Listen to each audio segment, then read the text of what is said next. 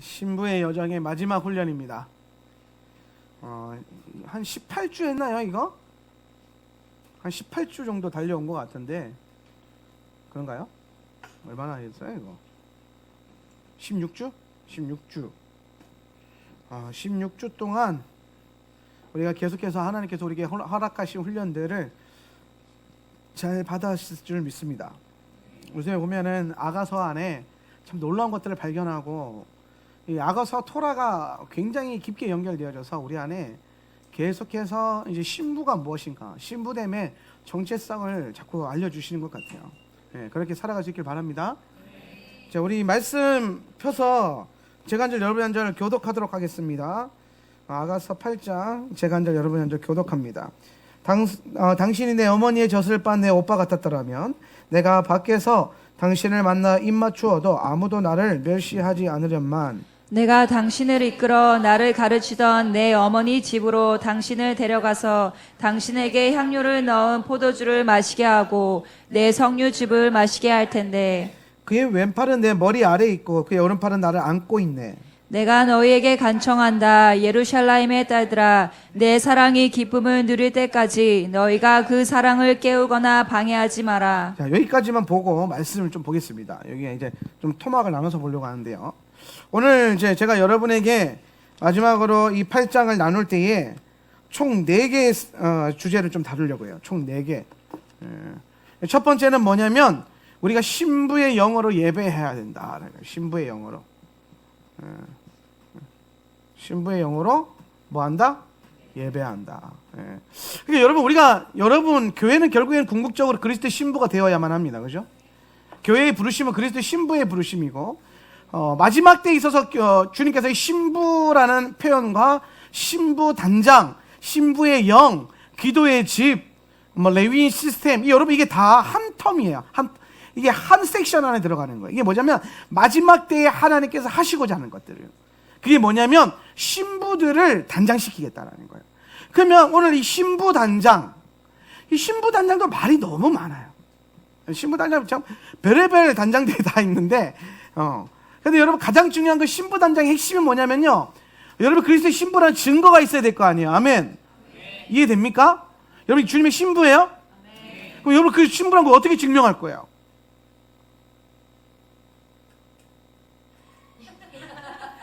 어떻게 증명할 거냐고? 예? 뭐라고 얘기를? 예? 믿음으로. 예. 가장 중요한 건 여러분, 우리가 신부됨의 가장 중요한 증거가 어디서 나타나냐면은 예배에서 나타납니다. 예배. 근데 이게 어떤 예배냐면 공예배 뭐 이런 거 말고요. 공예배 오랜만에 듣죠, 그죠? 예. 우리 교회에서 전혀 사라진 단어죠. 공예배 뭐 이런 거, 대예배 이런 거. 예배 크고 작은 거 있어. 대예배, 소예배가 있어, 그죠? 예배는 예배일 뿐이에요. 예. 그런데 우리가 흔히 알고 있는 나의 어떤 종교성을 유지하기 위해서 하는 그런 예배 말고, 일주일에 아마 썬데이 예배로 참여하는 그런 예배 말고요. 지금 여러분 이 8장 이 초반부에서 무슨 얘기를 하고 있냐면은 신부가 이런 얘기예요. 나는 당신을 사랑하는 것을, 내 사랑을 이 대중들에게 알리고 싶은 거예요. 만천하에 다 알려주고 싶은 거예요. 내가 신랑을 얼마나 사랑하는지. 심지어 여러분 밖에서 광장에서 신랑과 키스를 하면서 여러분 딱 상상하면 되게 저런 버릇없는 천문이들 막 이럴 수 있는데 여러분 이게 영적으로 생각해야 돼. 아가서는 이거 알레고리예요. 알레고리. 예, 알레고리. 이제 알레고리 설교의 권위자가 또 한명진 목사잖아요. 그죠? 사람들이 다 제 설교를 알레고리라 그러더라고요. 알레고리 아닙니다. 여러분, 알레고리가 뭐냐면 이게 은유라는 거예요. 은유. 사람들이 제가 성경 푸는 걸 알레고리래요. 말도 안 되는 소리 여기서. 원어를 푸는 거예요. 원어를. 히브리어를 모르니까 저 알레고리 아니야 이런 엉뚱한 생각하는 거예요. 그런데 여러분 아가서는 알레고리예요. 아가서는 문학 자체가 알레고리예요. 예, 이건 알레고리가 아니면 열리지가 않아요. 여러분 이걸 남녀 간의 사랑 이야기만 풀어요? 이게 왜 성경이 있어요? 심지어 여러분 제가 좀 디테일하게 안 다뤄서 그렇지 아가서 좀 더 원어 깊게 들어가서 디테일을 나누면요 여기 보면은 성적인 묘사와 성관계하는 묘사 다 나오거든요. 몰랐죠? 안 가르쳐 주니까. 왜? 저는 이거를 있는 그대로 안 풀고 알레고리로 풀었잖아요. 알레고리로. 무슨 알레고리? 이스라엘 정통적으로 이 알레고리의 핵심 뭐로 봤냐면은 신부 술라미 여인은 뭐예요? 이스라엘. 그죠? 신랑 뭐예요? 하나님. 그죠? 야훼 하나님. 예, 하나님. 예. 그런데 여기 이제 교회 사러 오면은 이스라엘 플러스 교회. 그죠? 믿는 자들. 그러니까 하나님 더 뭐라 그럴까요? 극대화시켜서 예슈아. 그죠? 우리 주님. 예. 그러니까 결국에는 한 세 사람. 그죠? 한 세 사람의 교회는 한 세 사람이에요. 교회는 처음부터 한 세 사람이었어요. 동의하십니까? 애초에 교회는 이방인들이 시작한 게 아니에요. 애초에 교회는 유대인 공동체 안에 이방인을 향한 복음의 문을 열어서 이방인과 유대인이 한 몸을 이루었던 장소가 교회예요. 사실 여러분 이거는 굉장히 놀라운 역사적인 사건이에요. 예. 그래서 아무튼 이제 교회는 원래가 한 세 사람이었다는 거예요. 예. 초대교회가 가장 씨름했던 게 이거예요. 왜냐하면 율법적으로 봤을 때 자기들이 가지고 있는 율법으로 봤을 때 이방인들은 다 뭐예요? 부정하잖아요. 그렇죠? 예, 부정하잖아요. 근데 복음 안에서 봤을 때 뭐예요? 하나님은 이 원수된 담을 허물기 위해서 그 육신을 우리에게 주셨다라고 에베소서에서 분명히 증거하고 있습니다. 이것을 통해서 우리에게 말씀하시는 게 뭐냐면 이 둘로 한 세 사람을 지어서 얘가 이제 그리스도의 신부가 되는 거예요. 얘가. 그래서 이 한 세 사람이 신부로서 회복이 돼서 신랑이신 예슈아와 사랑을 나누는 것. 더 깊어지는 것, 그 사랑이. 그래서 교회, 기독교에 있어서 가장 중요한 핵심 가치가 사랑인데 우리는 이거를 너무 어떤 디바인한 사랑으로만 생각해서 거룩한 사랑? 어떤 뭐라 그럴까요? 성결한 사랑? 좀 시적 사랑 이런 것. 그런데 아가서는 뭐라고 말하냐면 야 남녀 간의 로맨스가 주님이 우리와 누리고자 하는 그 로맨스와 연결되어 있는 거야 이렇게 얘기하는 거예요. 예.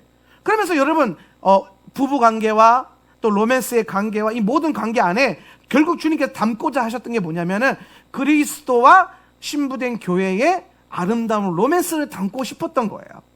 여기까지 이해되시죠? 예.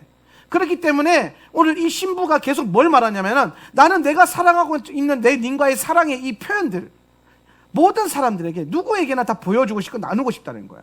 예. 그러니까 내가 막 당신과 함께 길거리에서 막 뭐 입을 맞추고 이렇게 하고 싶단만 이거 뭐 지금 신부가 발랑 까졌다 이런 얘기하는 게 아니라 이게 무슨 말이냐면 여러분 우리가 그리스도를 향한 사랑이 막 고취됐을 때 여러분 뭐해요? 그리스도에 대한 사랑이 막 깊어지면 여러분 뭐해요? 예배하고? 예배만 해요? 예배 중요해요? 또 뭐예요? 이 신부가 지금 나가서 사랑을 막 표현하는 것처럼 뭐예요? 복음을 전하잖아요. 이 똑같은 거예요. 지금 복음 전하고 싶다 얘기하는 거야. 나는 복음을 전하고 싶다는 거야. 나는 예수님에 대해서 증거하고 싶다는 거야. 나는 길거리에서 예수 천당 불신적을 외치고 싶다는 거야. 그런 면에서 보면 지영호 목사님은 정말 아가서를 이루고 계신 분이죠. 이해가 되세요? 피켓 들고 외치고 있는 거예요. 내가 주님을 사랑한다고. 근데 여러분 어떻게 합니까? 사람들이 다 거절해요. 조롱해요. 왜?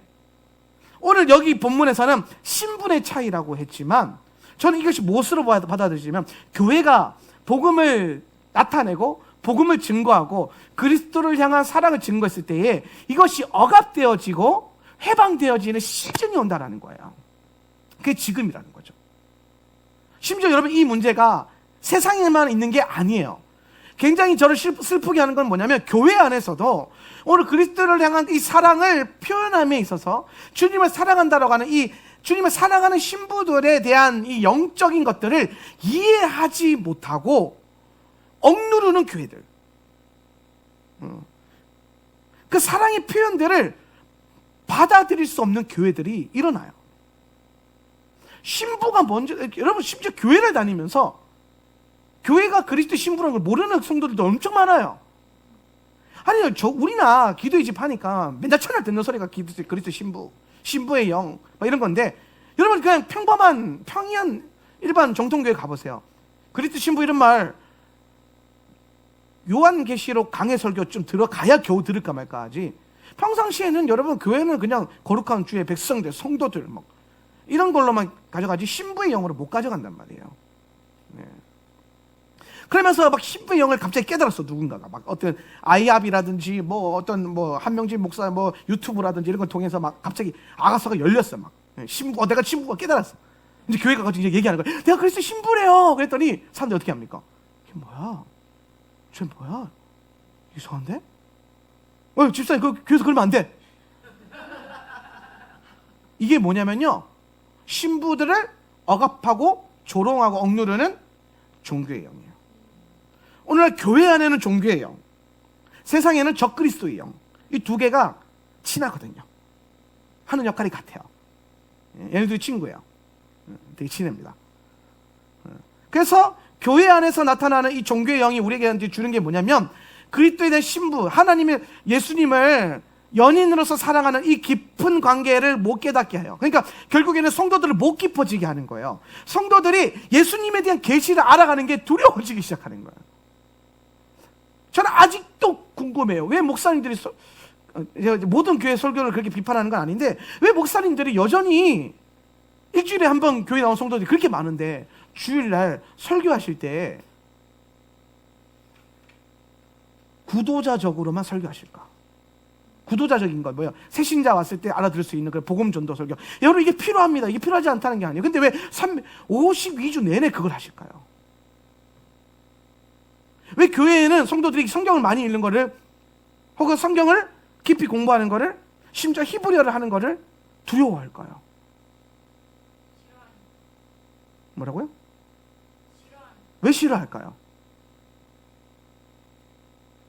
이게 여러분 영적인 거예요. 종교의 영. 교회사에 뿌리 박혀있는 종교의 영. 샤머니즘. 그런 거는 목사님이 하는 거야. 그런 거는 신학생들, 전사님들이 하는 거야. 평신도들은 그런 거 몰라도 돼. 성경 어디에 평신도는 그런 거 모르면 된다고 해요. 미치고 환장하겠죠, 그죠? 성경 어디에 예수님에 대한 친밀함은 목사님들만 가지래요. 성경 어디에 하나님의 음성은 목사님만 들으래요. 성경 어디에서 교회에서 예수님을 사랑한다 얘기하면은 그러면 안 된다고 제재하라고 돼 있어요. 이게 뭐냐면 여러분, 오늘 형식과 예의, 남들에게 보여주고 싶은 것들로 가득 차 있는 교회가, 이 교회가 그 내면에 이게 다 영적인 거라는 거예요. 종교의 영. 이게 주님과의 어떤 인격적인 관계 안에서 하나님을 계속해서 경험해가고 깊어지고 친밀해지는 이 그 영적인 흐름으로 신앙을 가져가는 게 아니라 종교적으로. 그러니까 교회가 자랑하는 게 뭐밖에 없냐면, 니네 교회 몇 명 다니? 이것밖에 없어요. 성도들 몇 명 모여? 저는 외부 나가면 목사님들 교제할 때가 있잖아요. 그러면 어떤 교회가 참 궁금해요. 막, 이런 목사님 되게 멋있다 설교. 목사님 몇 명 모여요? 이렇게 안 물어봐요. 뭐라고 물어보는지 아세요? 저는? 목사님 몇 명 모여요? 묻고 싶지. 근데 안 물어봐요. 네. 의미가 없기 때문에. 그래서 뭐라고 물어보냐면, 목사님 교회는 훈련된 성도가 몇 명이에요? 그걸 물어봐요. 목사님 교회는 얼마나 성도들이 훈련이 잘 돼 있습니까? 그걸 물어봐요. 훈련 안 돼 있는 10,000명보다 훈련돼 있는 100명이 훨 나아요. 생각해, 10,000명이 만들어내는 그 수많은 자본들, 그 수많은 불평불만들. 상상해 보세요. 100명의 입술에서 터져 나오는 사자의 용맹스러운 울음소리. 으르렁 으르렁. 상상해 보세요. 오늘날 교회 안에 신부들이 마지막 때가 되면 그리스도의 신부들을 주님께서 깨우십니다. 왜냐하면 이제 주님께서 가져가고자 하는 이 성도의 아이덴티티가 신부로서 결론이 나기 때문이에요. 예. 처음에는 어떻게 시작했어요? 종. 그 다음에 어떻게 시작했어요? 예? 친구? 백성. 오케이. 그 다음에 친구. 그 다음에 아들. 그렇지. 그 다음에 그렇지. 이게 여러분, 우리 안에 이 아이덴티티가 다 있어야 돼요. 이거 여러분, 여기 왔다 이거 필요 없고, 여기 왔다 이거 필요 없고, 이거 개념이 아니에요. 우리 더 깊어지는 거예요. 처음에는 종으로 시작했다가, 그죠? 여기서 이제 벗어나서 백성 됐다가, 그 다음에 친구 먹었다가, 예. 근데 갑자기 아들 삼아 주셔가지고, 입양 됐다가, 근데 가 컸더니 갑자기 신부 삼아 주셨어요. 이해되세요? 파트너로. 하나님과, 여러분, 신부의 핵심은 뭐냐면요, 파트너잖아요. 동역자. 그리스도 신부의 핵심은 뭐냐면은 여성성의 문제가 아니에요, 이거. 신랑이신 주님과 함께 동역하면서 걸어갈 동반자, 동역자. 함께 걸어갈 수 있던 자. 예. 이해되십니까? 그러니까 여러분, 신부의 이 아이덴티티가 결국에는 요 엔타임과 맞물리는 거예요. 예. 왜냐면은 엔타임에 뭐가 일어나요? 혼인하잖아요. 혼인 예식. 신랑과 신부의 혼인잔치가 있잖아요. 기억나십니까? 마지막 때 혼인잔치 있잖아요. 그러니까 혼인잔치로 끝나요. 사실 끝나는 게 아니라 어떻게 되냐면 다시 돌아가는 거죠. 그죠? 예. 그럼 여러분, 맨 처음에 어떻게 시작했냐면, 우리가 죄의 종으로 시작했는데요. 아니에요. 사실 앞에 뭐 있었어요? 신부가 있었죠. 신부가. 사람 왜죠? 하나님께서 사람 왜 만들었어요? 하나님과 함께 교제하고 싶어가지고, 하나님과 함께 그 영광을 나누려고. 여러분, 동역자라는 게 뭐냐면요, 나누는 자예요. 나누는 자. 오늘 로마서와 에베소서에서 계속 뭘 말하고 있냐면은, 왜 내가 너희를 하나님의 아들로 불러서 왜 그리스도 신부 삼아가지고 이렇게 훈련시키냐면은, 요한복음에서 예수님이 그 얘기예요. 아버지와 내가 누렸던 그 영광을 저들에게도 알려줘서 그 영광을 나누게 해주십시오. 이 말이 뭐냐면, 하늘의 영광이 여러분의 삶 가운데 임하는 것. 오늘 여러분이 그 영광 가운데 걸어가는 거예요. 아멘. 그 여러분, 그걸 걸어갈 뿐만 아니라 여러분도 나가서 그 영광을 나누는 자가 되게 하는 거. 주님의 영광을 드러내는 자. 이게 뭐냐면은, 빛의 자녀, 너는 세상의 빛이라. 뭐예요? 이 빛이 어디서부터 왔어요?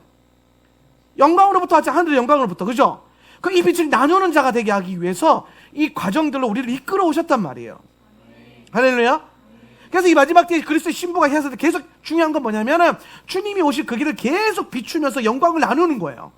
영광을. 이게 선식과도 연결되는 거고, 신부의 정체성과도 연결되는 거예요. 예.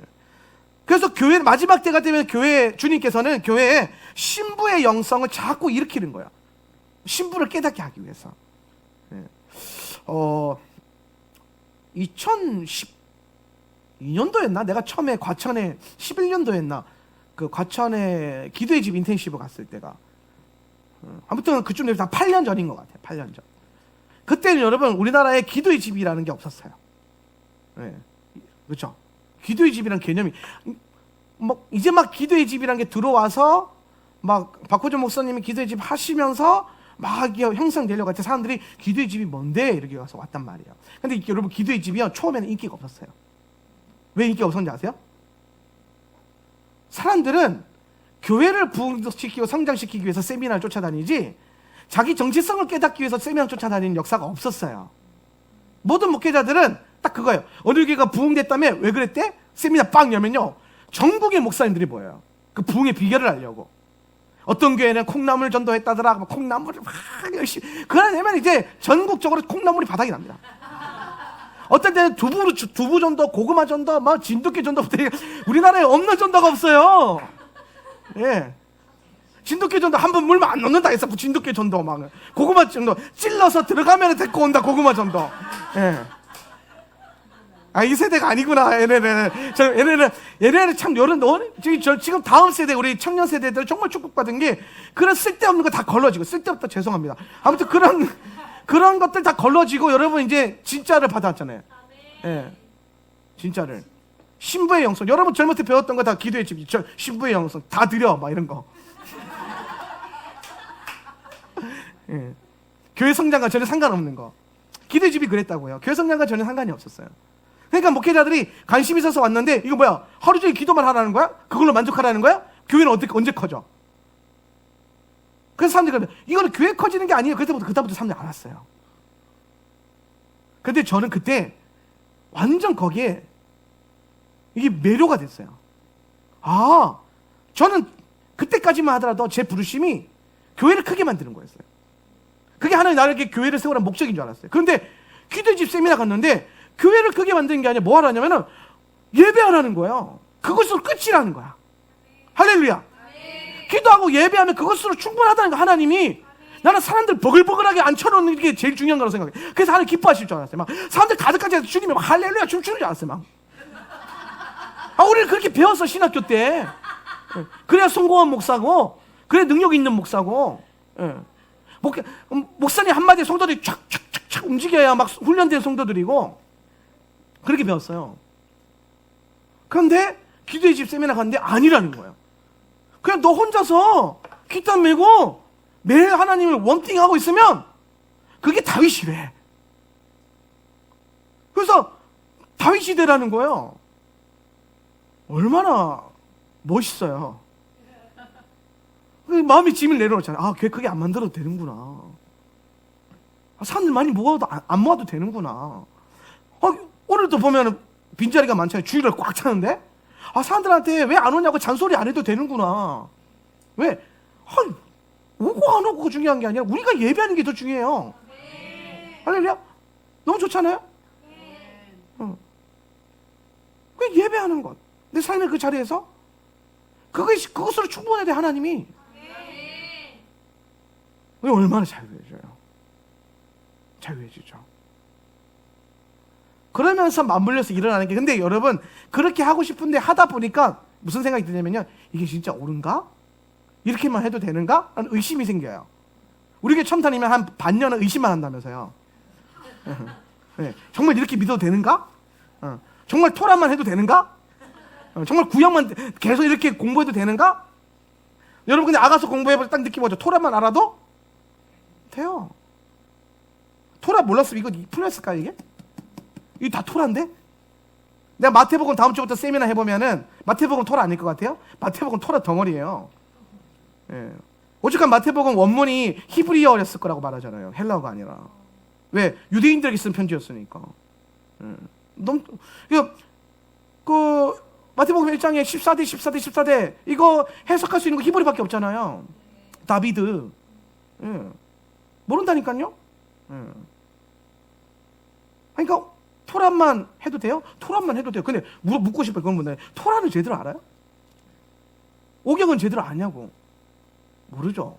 나 지금 토라 6번째 바퀴 가르치고 있는데도 제대로 모르겠어요. 아직도.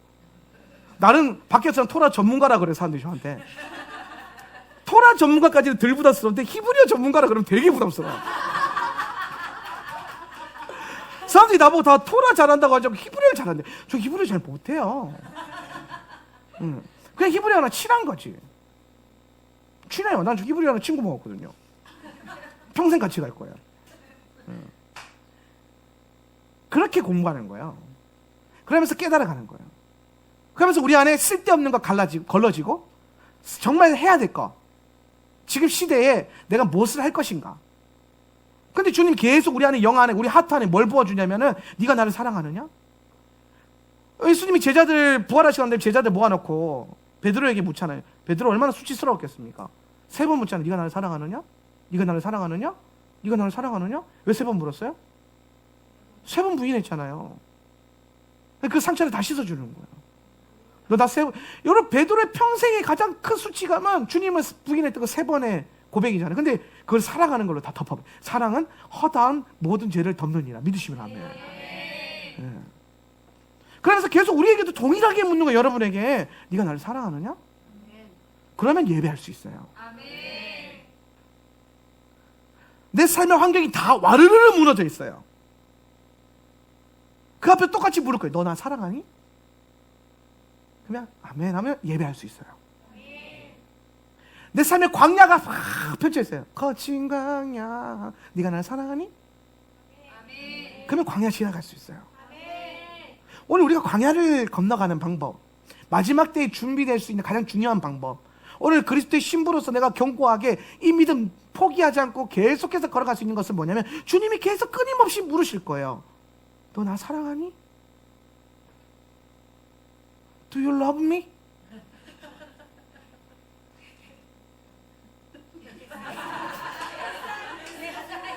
Yes, I do. 그럼 왜 주님은 계속해서 우리에게 다른 거 안 묻고 사랑하니라고 부르셨을까요?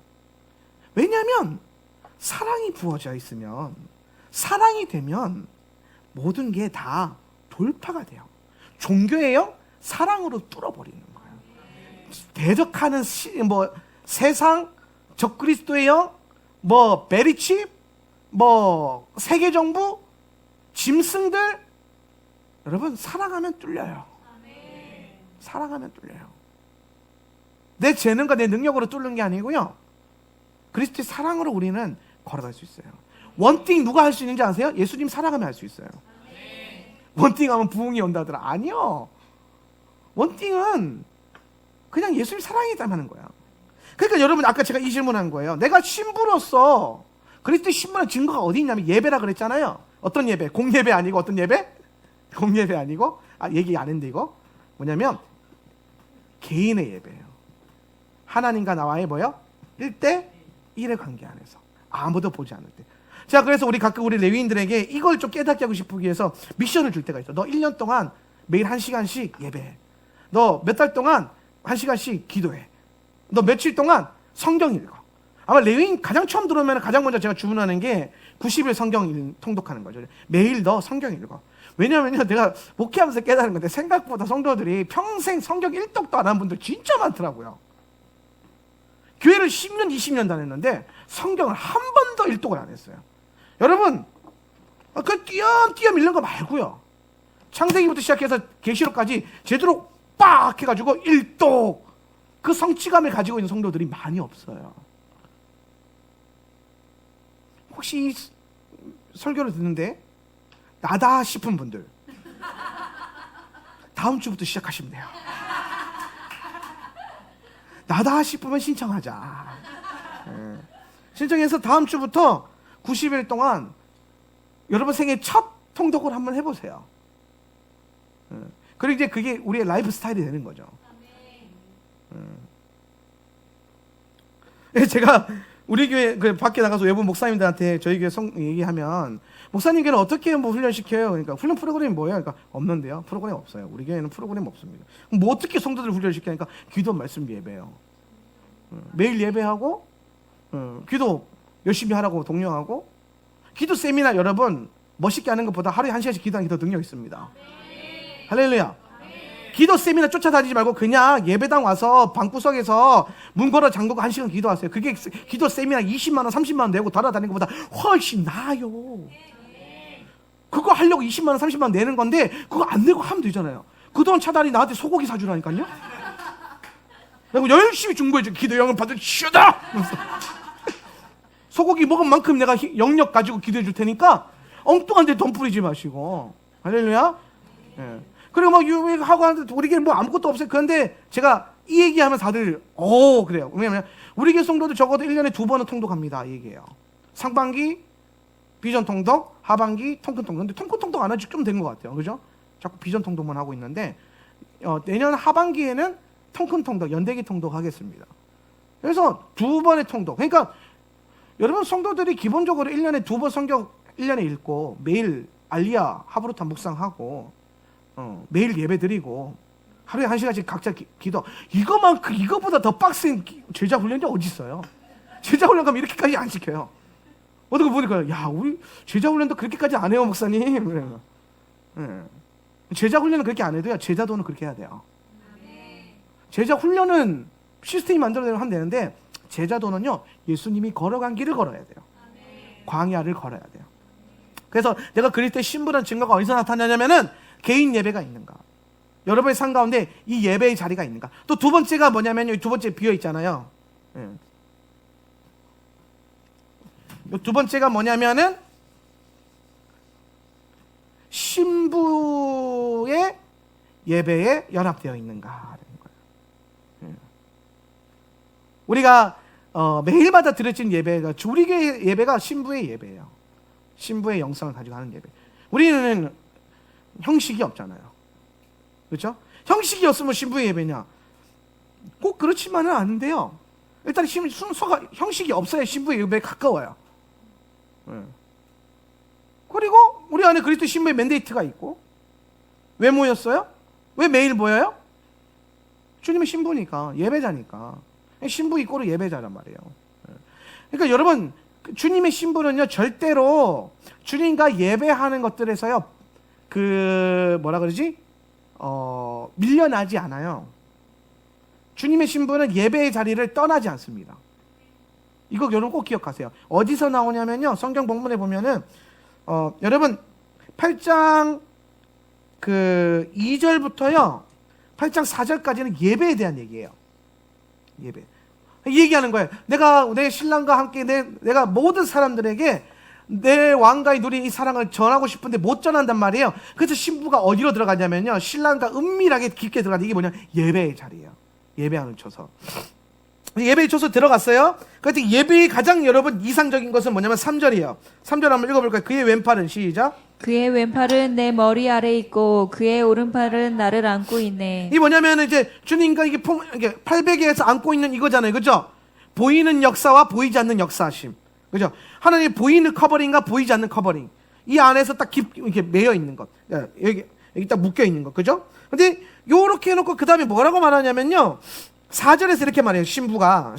여러분, 이게 여러분의 고백이 돼야 돼요. 한번 여러분의 고백을 읽어보세요. 내가, 시작, 내가 너희에게 간청한다. 예루살렘의 딸들아, 내 사랑이 기쁨을 누릴 때까지 너희가 그 사랑을 깨우거나 방해하지 마라. 자, 신부가요, 밖에 나가서 신랑과 입 맞추고 그 사랑을 선포하고, 이거는 회방됐어요. 그죠? 방해가 받는단 말이에요. 근데 신부가 절대로 포기하지 않는 가치가 있어요. 그게 뭐냐면, 너희가 밖에서 나를 밀어내도 내가 주님과 함께 누리고 있는 이 시간, 이 친밀한 시간, 뭐예요? 예배 시간. 예배 시간. 여러분, 이 예배 공예배, 대예배 아니야 그랬어요? 어떤 예배? 신부의 예배. 하나님과의 개인적인 1대1의 예배. 이 예배 시간이 뭐하지 않는 것? 방해받지 않도록 하는 것. 예배가 회방되어지지 않게 하는 것. 오늘 신부는요, 어떤 마음이냐면, 자신이 하나님 앞에 드려진 이 예배가 방해받기를 원치 않아요. 그래서 다 같이 모였는데 주님과 1대1의 채널이 열려 있어요. 그 열려 있는데 다 같이 열려 있는 거예요. 이런 걸 상상해 보세요. 교회가 뭐냐면, 우리가 모여서 어떻게 예배해야 되냐면,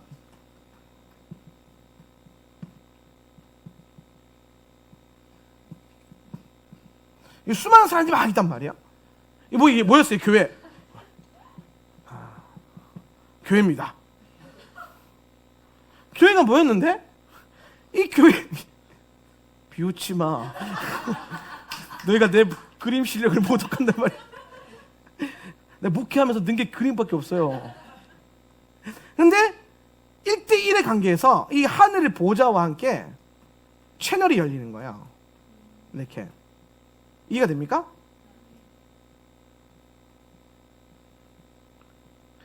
다 따로 열린 것 같잖아요. 근데 여러분, 이게 막 이렇게 돼 있으면요, 막 따로 열렸어요.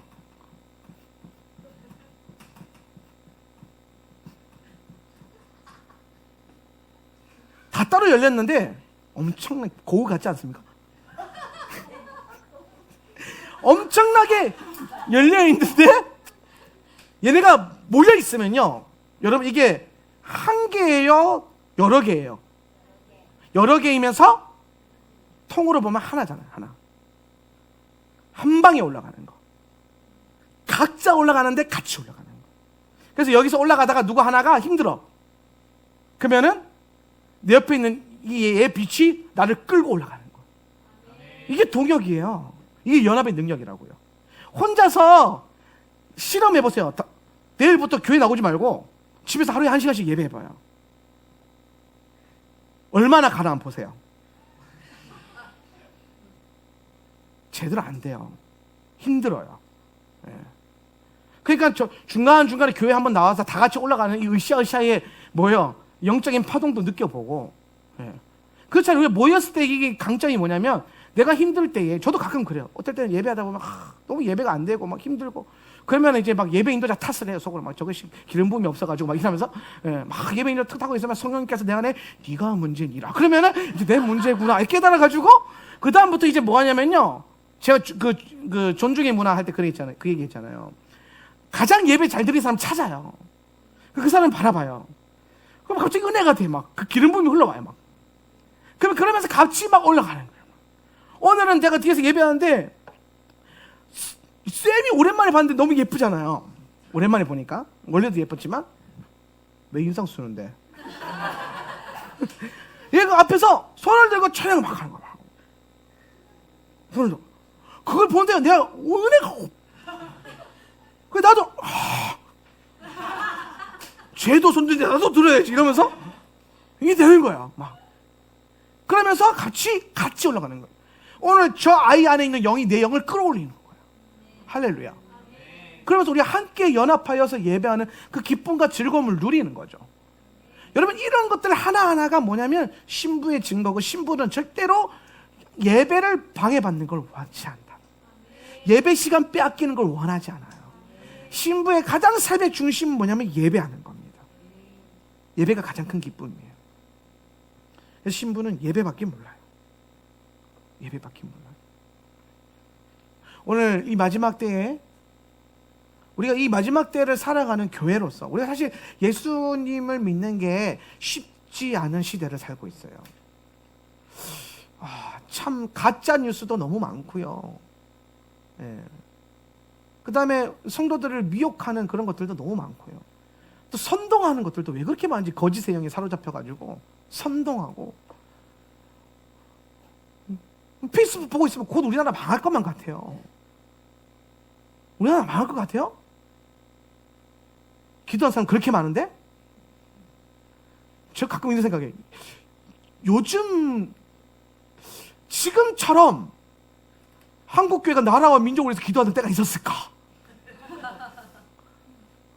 지금처럼 없었어요.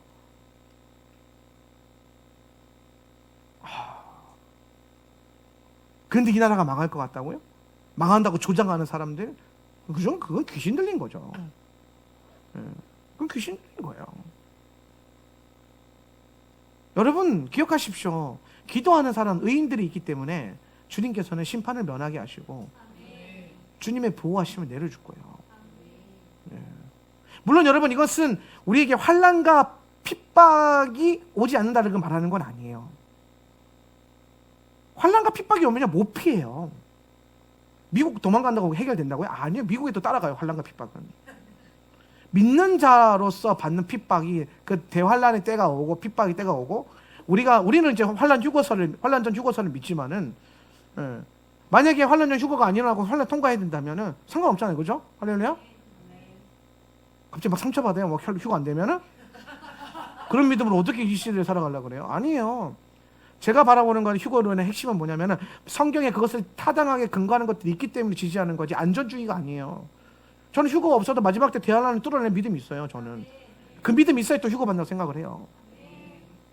근데 여러분 그걸 넘어서서 그 환란과 그거는 여러분 믿음에 따라서 오는 거지 나라가 아니란 말이에요. 미국 가면 괜찮고 막 필리핀 가면 괜찮고 뭐 뉴질랜드 가면 괜찮고 대한민국 땅에서 망하고 이래야 된다고요? 그게 무슨 대환란이에요. 요한계시록 다시 써야지. 대환란은 한반도에만 일어난다. 한반도의 3분의 1만 죽을 것이다. 한반도 그 바다의 3분의 1만 썩을 것이다.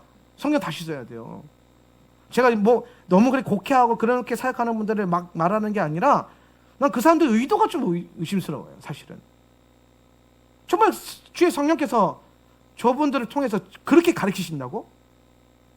성령님이 겁을 준다고? 사랑은 모든 두려움을 내가 쫓는다 그랬는데 두려움을 심어준다고? 정말은 두려움의 가치관이 아니에요. 여러분 정말 우리에게 큰 기쁨이고 즐거움이고 비전이죠. 새하늘과 새 땅을 우리가 들어가고자 행복을, 여러분 그걸 위해서는 여러분 이 땅에서 아낌없이 주님께 순교하잖아요. 못해요? 예수님에서 생명 못 드려요? 찬양은 한 번쯤 다 했잖아요. 나의 생명을 드리니, 이 찬양 한 번만 불러보시면 헌신한 거예요 이미. 하나님의 사랑이, 이거 한 번이라도 불러봤으면 이미 순교자로 서원한 거야. 순교는 영광스러운데 왜 환난과 핍박 가운데 오는 그 죽음은 두려워하세요? 여러분 같은 건데 이게 원수가 쩌갈라 놓은 이혼론적인 사고인 거예요. 종말은 무서운 거야. 근데 순교는 거룩한 거래. 뭔 말도 안 돼. 같은 거예요. 그러니까 의도가 불순하다는 거예요. 의도가. 이해할 수가 없다는 거예요. 그 양심 역사라고 제가 자주 말하잖아요. 전 대놓고 얘기합니다. 그런 분들. 여러분 잘 기억하세요. 우리가 마지막 때가 될수록 성경 안에서 여러분 믿음 잘 지켜야 돼요. 말씀 믿으셔야 돼요. 말씀을. 그러니까 성경 많이 읽으시라고.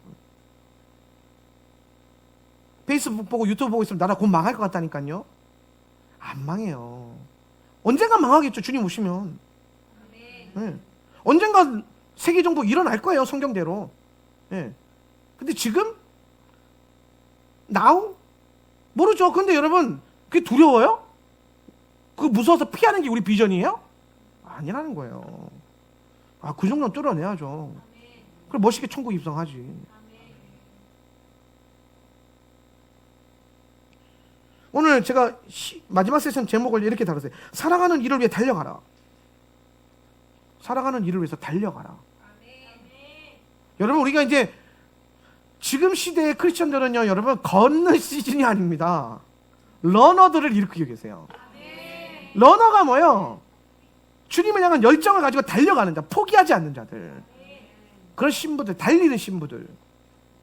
그러면요, 마지막 아가서 8장 마지막에 이게 좀 애매한데, 여기 직역 본문에서는 이렇게 돼 있잖아요. 14절이 내 사랑이여 도망하세요. 향나무의 산들의 위에 노르나 어리사스 자 빨리 도망가세요. 이렇게 돼 있잖아요. 여러분 이게 도망하세요라는 이게 지금 번역이 애매해요. 도망하세요 뜻도 있는데 뭐냐, 달려가세요란, 달려가세요. 이게 무슨 말이에요? 내 사랑이여 달려오세요 이런 뜻이에요. 오늘 신부의 성숙함을 이루고 이 성숙됨의 증거 중에 하나가 뭐냐면 어린 신부들을 먹이는 거거든요. 그거에 대한 어떤 가치관들이 풀어져서 이제 신부가 최종적으로 신랑을 향해서 뭐라고 말하냐면은 내게로 빨리 오세요. 이건 뭡니까? 교회가 마지막으로 외쳐야 될, 신부로서 외쳐야 될 한마디 뭐냐면 마라나타 주 예수여 오시옵소서. 요 얘기하는 거예요 지금. 주 예수여 어서 오시옵소서. 달려오십시오. 오늘 이 고백 때문에 주님께서 우리에게 걸어오시지 않고 달려올 줄 믿습니다. 빠르게 속히 그 일이 일어날 걸 바라봅니다. 그 전에 부흥이 옵니다. 그 전에 부흥이 와요. 추수가 일어나야, 여러분 잘 기억하세요. 저는 환란을요, 타작마당에서 쭉정이가 걸러지는 과정이라 생각을 해요. 알곡들이 추수되는 시즌, 구별되는 시즌. 그렇죠? 그럼 환란의 핵심은 뭐냐면은 그 진짜 믿는 자들 가려내는 거잖아요. 정말 그리스도를 위해서 생명 걸고 헌신하고 믿을 수 있는 자들을 걸러내는 거잖아요. 그러려면 여러분 이건 추수 때 일어나는 거기 때문에 추수가 한번 일어나야 돼요. 전 세계적으로 부흥이라고 하는 단어가 한번 뻥 하고 터질 거란 말이에요. 오늘 우리 교회가 기도함으로써 그 부흥을 담을 수 있는 교회가 되길 바랍니다. 그리고 부흥 다음에 이제 우리가 해야 될 일은 뭐냐면 쭉정이 되지 않는 믿음, 염소처럼 되지 않는 믿음. 신부단장 잘해가지고 끝까지 주님을 향해 달려가고 신랑을 향해 어서 오시옵소서. 마라나타 주 예수여. 마라나타라는 이 고백이 사라지지 않는 교회.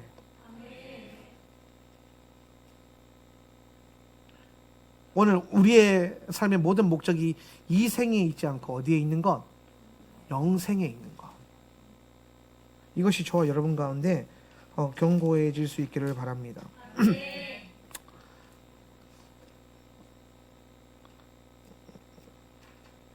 그 8장에 보면요, 이런 표현이 있어요. 이거 6장, 8장 6절 인장처럼, 8장 6절 인장처럼. 시작. 인장처럼 당신 마음에 나를 두고 인장처럼 당신 팔에 나를 두세요. 참으로 죽음처럼 강한 것이 사랑이며 시올처럼 가혹한 것이 질투라. 그 타오름은 불이 타오르는 것이니 맹렬한 불꽃이에요. 자 보세요. 신부는 여러분 이제 뭐라고 얘기하냐면 신랑에게 자신을 신랑에게 인장처럼 새겨달라 그럽니다. 인장처럼 인장이 뭐냐, 도장을 말하는 거거든요. 도장. 예. 근데 이 도장은 여러분 그냥 그 인장은 그냥 우리가 찍는 잉크로 찍는 도장이 아니고요. 여러분 혹시 보셨는지 영화 같은 데 보면 편지 딱 쓰고 나면은 촛농 딱 떠들어가지고 반지 같은 걸 딱 찍잖아요. 그러면서 뭐예요? 편지를 봉인하잖아요. 그래서 인장처럼이라고 하는 저 인장의 히브리어가 호탐인데 이게 어원이요. 밀봉하다 봉인하다는 뜻이에요. 이게 무슨 말이냐면 신부가 이렇게 고백하는 거예요. 신랑에게. 뭐라고 고백하냐면은 이렇게 말하는 거죠. 나를 당신의 마음에 봉인시켜 주세요. 이게 뭐냐면 여기 이 단어에서 감옥이라는 단어가 나왔대요. 이렇게 생각. 나를 당신의 마음속에 가둬두세요. 그러니까 신부가 여러분 잘 생각해 보세요. 아가서 처음 열었을 때 신부는 뭐 때문에 미성숙했고 뭐 때문에 힘들어했냐면 자신이 신랑에게 소속되는 게 되게 힘들어했어요. 일어나 함께 가자 근데 못 갔단 말이에요. 근데 모든 성수를 끝나고 난 다음에 이제 신부가 뭐를 원하냐면은 항상 원했죠. 당신이 나의 주님이 되어 주십시오 이렇게 했잖아요. 근데 이제 뭐랍니까? 내가 당신께 속할 수 있도록 도와주세요. 나를 당신 마음에 가둬주세요. 주님 품 안에 in my pocket 딱 되는 신부. 할렐루야? 이해되세요 이거? 딱 들어와가지고 다른 것에 소속되지 않는 것. 이건 여러분 신부가 잠긴 정원의 비밀을 알고 있기 때문에 이 고백을 할 수 있는 거예요. 본인이 이미 경험해왔잖아요. 세상을 향해서 열어두지 않고 잠궜을 때에 왕이 기뻐했던 걸 기억하면서 그 안에서 엄청난 기쁨을 누리면서 깨닫는 거죠. 아, 내가 잠긴 정원이 되는 것도 중요하지만 아예 내 정원이 저 왕에게로 소속되어 버린다면 이것보다 더 중요한 일이 없겠구나. 그래서 아예 그냥 내 정원을 당신의 정원이 되게. 그러니까 나라는 존재, 신부라는 존재가 사라지는 거예요. 그래서 여러분 이 신부의 영을 가진 자가 마지막에 얻게 되는 가장 놀라운 깨달음 중에 하나가 뭐냐면은 자기 이름이 없어져요. 자기를 드러내지 않아요. 오늘 신부의 영이 우리에게 가장 이건 목회자인 저에게 좀 강하게 하시는 말씀인 것 같아요. 호랑이는 죽어서 가죽을 남기고 사람은 죽어서 이름을 남긴다는데 그게 뭐가 중요하겠습니까? 가죽도 결국엔 썩어요. 이름도 결국에는 사라져요. 거기에 집착하지 말고 예수님의 이름이 높여지는 것에 우리의 삶을 드리는 것. 오늘 여러분 레위인 시스템과 아가서와 기도의 집 시스템은요 한 텀이에요. 같은 텀이에요. 그러면서 계속 뭘 보여주냐면 레위인이 그런 거잖아요. 여러분 젊은 세대 청년들, 저도 청년 때 그랬는데 청년들이 가지고 있는 가장 큰 이 갈망과 충돌과 갈등이 뭐냐면 자기는 손이 말하는 그 입심양명, 그렇죠? 세상에서 잘 나가고 잘 되고 싶은 것. 오늘 자녀들 둔 부모님들이 가장 버리기 힘든 것, 내 자식이 잘 되는 것. 우리 주의종들 귀하지 그랬는데 내 자식이 주의종 된다면은 결사반대. 네가 왜 신학교를 가? 그런 분들 되게 많아요. 제가 능력 있는 전사님 몇 분 만나는데 그 능력 있는 전사님도 자기 딸이 신학교 가는 게 그렇게 원망스러웠대요. 그렇다니까요. 부모님에게 있어서 내 자식이 좋은 대학 가고 좋은 직장 갖고 돈 많이 잘 보고 돈 잘 벌고 유명해지는 사람 되는 거, 소위 성공하는 거 다 원하죠. 근데 그거 안 하고 얘네가 지금부터 갑자기 미쳐가지고 레위인을 하겠다 그래요. 난 평생 레위인을 살 거야. 여러분 레위인을 살면요 삶이 굉장히 심플해져요. 지금부터 그렇게 심각하게 공부하지 않아도 돼요. 레위인이 배워야 될 거 오직 한 가지예요. 순종. 그거밖에 없어요. 얼마나 좋아요. 박터지게 수학 공부 안 해도 되고 영어 공부 안 해도 되고 인문고전도 안 해도 돼요. 오로지 한 손에 성경을, 한 손에는 기타를. 이러면서 평생 사는 게 레위인이에요. 그렇죠? 그렇잖아요. 근데 나도 유명한 사역자가 되고 싶고 나도 유명한 목사가 되고 싶고, 나도 혹은 유명한 어떤 누구가 되고 싶고, 세상에서 소위 말하는 잘 나가고 싶고, 이게 들어오면요, 이 가치에 들어올 수 있어요? 이 삶을 살 수 있어요? 못 살아요. 오늘 마지막에 그리스도의 신부가 여러분 어떻게 잘하는지 잘 보세요. 신부는 처음에 왕을 사랑하는 것에 대한 프라이드가 있었어요. 내 남자친구가 왕이다? 이거 있었어요. 그런데 막상 거기서 오는 엄청난 압박감 때문에 이제 두려워하는 거예요. 그냥 우리 밤에 몰래 만날까? 이렇게 되는 거예요. 낮에 할 일 네가 다 해서 혼자 하고 밤에만 나한테 찾아와. 이랬단 말이에요. 그때 신랑이 원하는 거 그게 아니에요. 그래서 이제 어두운 밤을 통과하잖아요. 그러면서 성장해요. 그리고 성숙하고 난 다음에 신랑을 사랑하고 신랑이 임재하는, 신랑과 함께하는 것에 대한 행복과 기쁨과 사랑을 경험했잖아요. 그리고 더 깊어졌어요. 어두운 밤을 통과하면서. 그러면서 이 신부가 깨달은 게 뭐냐면요, 나라는 어떠한 이름이 드러나고 나라는 어떤 존재가 증거되는 게 아니라 그냥 나는 주님 품속에 새겨지는 거, 봉인되는 거. 이름도 없이 빛도 없이 아무도 나를 몰라도 그냥 주님 부르신 자리에서 예배하고 기도하고 주님을 누리는 것. 이게 신부의 가장 높은 성숙의 단계예요. 요걸 살아내는 게 레위인이에요. 요걸 살아내는 게 레위인이에요. 쉽지 않죠. 미국 아이압에 가면 엄청 많은 레위인들이 있어요.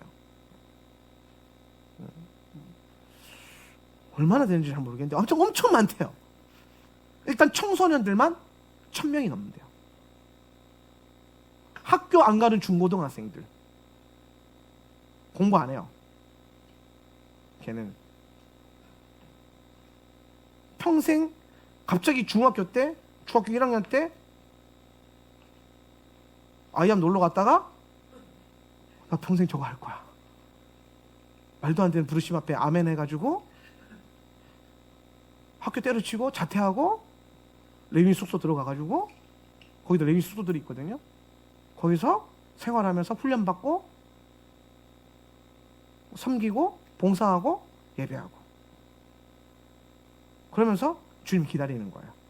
마지막 옷이 없어서 이거 하고 있는 거예요. 세상이 봤을 때 얼마나 조롱거리예요. 얼마나 이상해 보여요. 아이암이나 정도 되고 유명하고 사이즈가 있으니까 안 이상한 거지. 우리 교회에서 그렇게 한다고 생각해 보세요. 이거 소문 조금 나면요, 오늘 세터처치 이상한 교회 막 2단 교회 막 이러면서 막 온갖 정신없는 소리들이 막 넘쳐날걸요. 근데 우리가 그거 하고 있잖아요.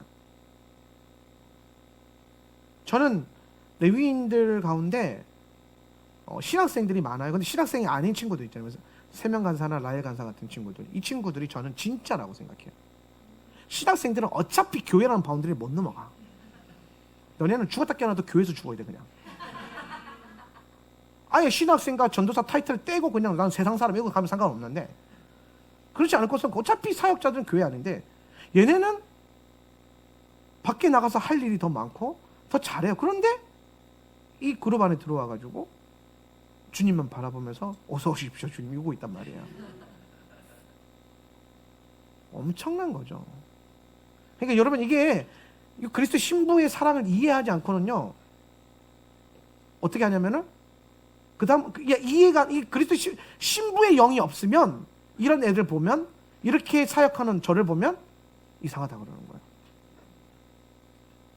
한명진 목사 노동용 착취부터 시작해서 한명진 목사 이상한 청년들 어떻게 책임져? 내가 왜 책임져 얘네를?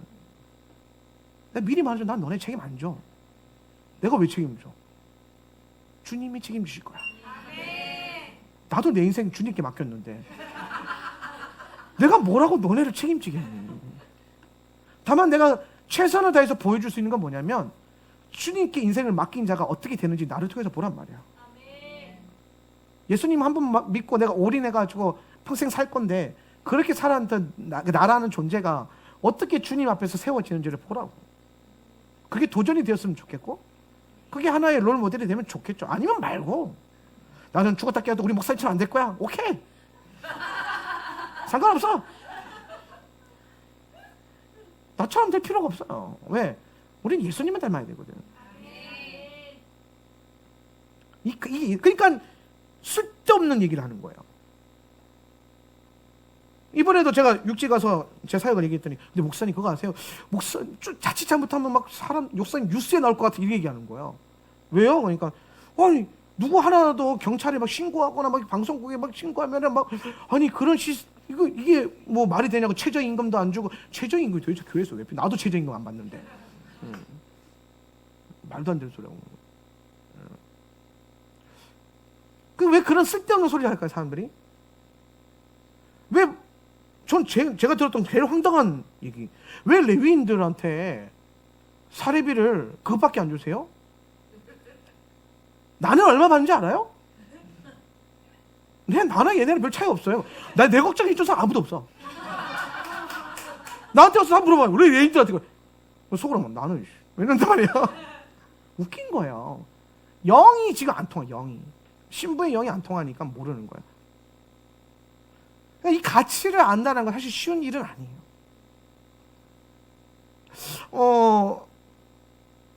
저는 언젠간 지금 사회 전선에서 열심히 믿음 지키면서 뚫어내고 있는 유다 지파에 속한 분들도 언젠간 레위인 라이프 스타일 안에 연합되어서 주님 앞에 그 신부의 영으로만 고백되어지는 삶을 살아봤으면 합니다. 솔직히 말하면. 여러분 모두가 레위인이 될 필요는 없어요. 지금 당장은. 여러분 모두가 다 죽을 때까지 밖에서 돈만 벌다가 사회생활 하다가 죽지는 않았으면 좋겠어요. 그것도 귀해요. 안 귀하다는 게 아니에요. 쉽습니까? 밖에서 직장 다니면서 예수 믿고 신앙 지키는 거 절대로 안 쉬워요. 레위인들보다 더 힘든 길을 걸어가는 거예요, 사실은. 근데 한 번쯤이 우리가 하나님 앞에 내 인생을 하나님 때문에 올인해보는 것도 값진 기억이에요. 저는 그래서 청년들한테 그런 얘기 많이 해요. 만나는 청년들마다. 네 인생 한번 1년에서 2년 하나님 앞에 올인해봐라. 그러고 나서 세상을 살아봐라.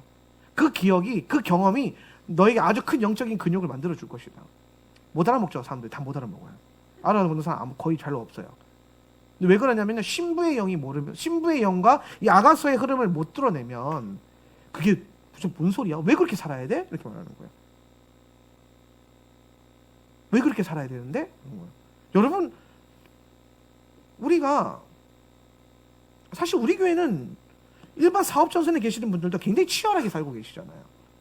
믿음 지키고 터라를 살아내기 위해서 굉장히 많이 발버둥 치고 계시고 훈련하면서. 일반 교회랑 사실 좀 달라요. 제가 그거는 굉장히 많이 존중하고 여러분 안에 그것이 저한테는 큰 자랑이에요, 사실은. 저는 어디 가서도 우리 교회 자랑할 때에 그런 얘기합니다. 훈련된 성도 많습니다. 말씀을 살아내려고 애쓰고 치열하게 싸우는 사람들이 태반입니다. 그게 사실 저한테는 굉장히 큰 자랑이에요. 그런데 우리가 하나님 앞에 한 번은 드려지는 인생이 되어봐야 된다는 거예요. 한 번쯤 올인되어지는. 오늘 신부의 영을 가진 자가 마지막으로, 신부가 마지막으로 고백하는 게 그거예요. 나를 당신의 마음에 인쳐주세요. 봉인시켜주세요. 그러니까 어디에도 소속되지 않고 당신께만 소속되기를 원합니다. 이게 신부의 가장 높은 단계예요. 여러분이 지금은 사업 전선에서, 지금은 세상 전선에서 활동하고 계시더라도 언젠가 여러분이 언젠가 은퇴하실 거잖아요. 평생 노동하실 건 아니잖아요. 은퇴하고 뭐 하실 거예요? 오랫동안 일했으니까 이제 쉬어야지 하고 놀 거예요? 따로 쉬면 알죠? 여러분 인생은 유다 지파는요, 은퇴하는 그 순간부터 이제 레위 지파로 트랜스포메이션 해가지고 살아가는 거죠. 주님 오실 때까지. 모아놓은 돈도 많겠다. 그걸로 주님 앞에 예배하고 기도하고 선교하는 삶에 올인하는 거예요. 한 살이라도 더 어릴 때에. 제가 이런 도전을 여러분에게 주는 이유는 뭐냐면, 오늘 신부의 영성을 제가 아가서를 통해서 공부하면서 주님을 사랑한다면 결국에는 이 라이프 스타일로 갈 수밖에 없구나. 저한테 많은 분들이 그런 얘기를 하시더라고요. 목사님, 그럼 다 레위인처럼 살아야 됩니까? 제가 철저하게 얘기해요. 아니에요. 우리 교회 전부 다 레위인처럼 살면 교회 망해요. 100% 망합니다. 레위인들은 소득이 없거든요. 그러니까 교회는, 자본주의 국가 안에서 교회는 반드시 먹이는 자들이 있어야 돼요. 그리고 여러분, 이스라엘을 잘 보세요. 비율상 12대 1이에요. 12대 1. 땅의 기업을 가진 자가 12고 하늘의 기업을 가진 지파가 1. 여러분, 이게 교회 안에서도 다 돈은 동일하다고 생각을 해요. 근데 저는 제가 하고 싶은 말의 핵심은 뭐냐면, 우리가 땅의 기업을 가지고 있지만 신부의 영을 잃어버리지 않았으면 좋겠고, 마지막 신부의 영 이제 수업이니까.